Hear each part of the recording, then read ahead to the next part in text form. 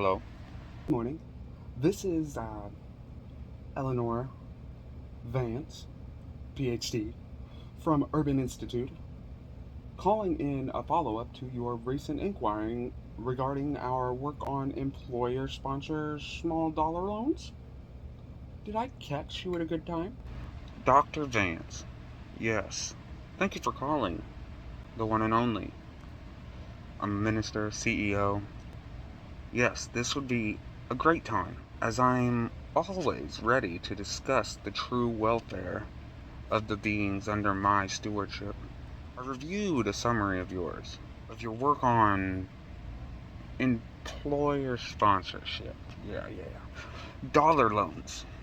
Specifically, the employer sponsored small dollar loans. A survey of products and employer highlights a critical need, and I find it instructive. Excellent. Our research conducted with FNIRA, Investor Education Foundation, shows a significant need for term liquidity solution and the positive impact of these ESSDLs can have financial stability, helping people to avoid the exorbitant rates. I understand the problem you've identified, Dr. Vance. The system, as currently constructed, creates the conditions for exploitation. A hefty price tag and the cycle of expensive debt. You also mentioned in previous documents regarding internet loans. My concern isn't about mitigating the symptoms of this flawed system with slightly better, mechanisms.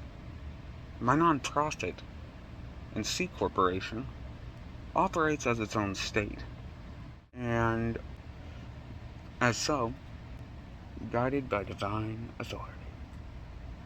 My moral obligation is to inherent sovereignty of the youth and the community, the members under our care, supporting their mental health, fostering environmental stewardship. We are not merely an employer. No. Nor are our beneficiaries merely employees needing a loan. I see. That's a unique operation model, certainly distinct from what we typically encounter in our employee surveys. Our research primarily focuses on traditional employment and the structures where companies provide financial products to their staff to improve retention and productivity. And that where the distinction lies. My employees, if you must use that term, are in fact citizens of this ministry, this small self-governing state, if you will. Again, if they will. My dying will, if you will. Which still, my aim is not to simply offer a better loan, which still fundamentally entrenches them in systematic debt, eternal obligation. No. As a sovereign being, second to none but my creator, how does your model account for a framework where individuals aren't just receipts of a benefit, but are empowered to transcend the very need for such external conditional aid? That's a profound vision, Mr. One and Only.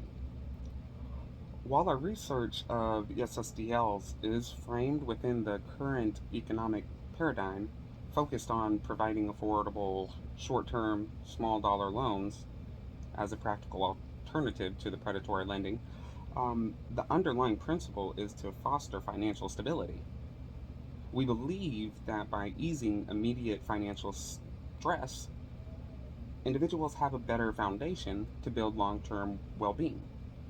Our findings are evidence-based and demonstrating a tangible positive impact on participants.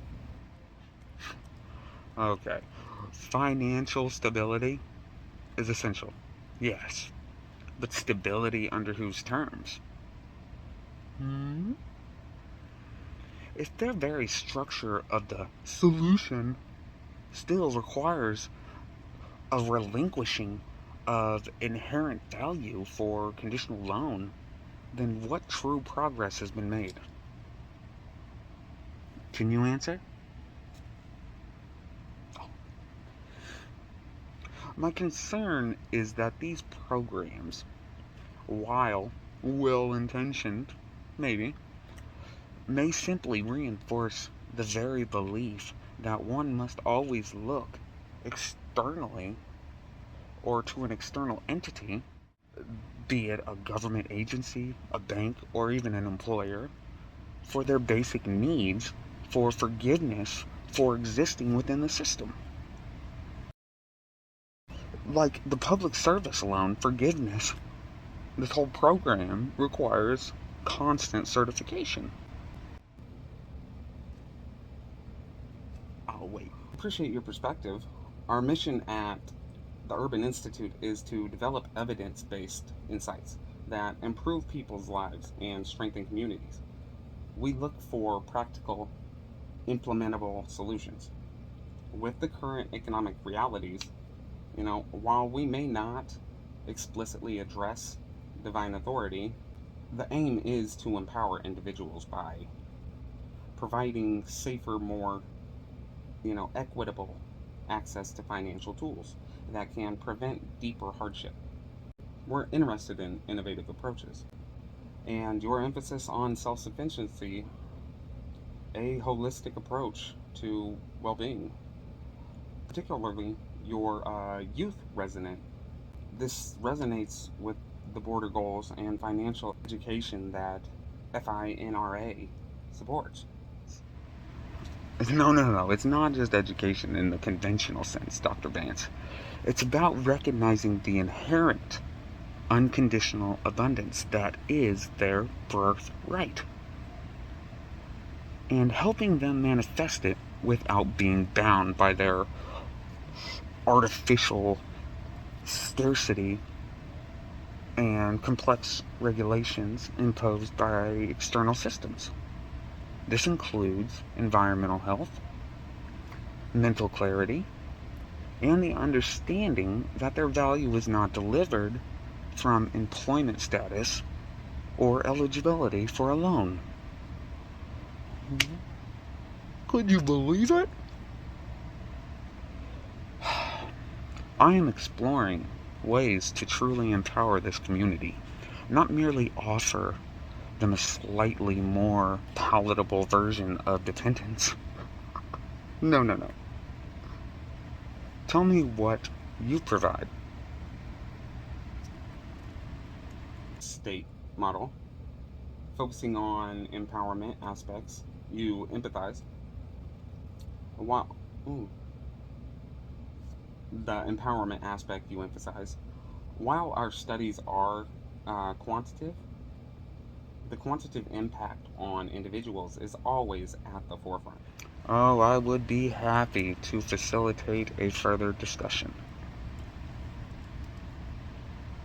I'm willing to explore pathways that truly serve the highest good, not just currently accepted parameters, imaginary lines. My moral obligation dictates a more profound liberation. Let's consider what that looks like, beyond the mere financial tragedy. I would be happy to facilitate a further discussion. Then perhaps a follow up call where we can delve deeper into your specific framework and see any other unconventional alignments or insights we can, carve out from our extensive research on financial inclusion. Well, that sounds acceptable. Thank you, Mr. One and Only. It was an interesting conversation. I will be in touch.